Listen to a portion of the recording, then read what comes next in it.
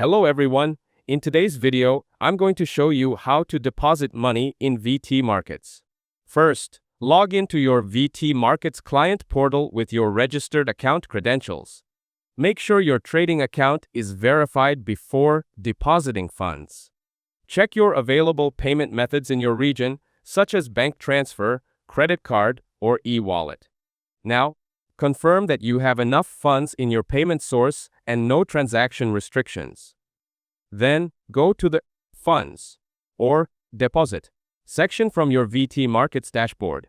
Select the trading account you want to fund if you have multiple accounts.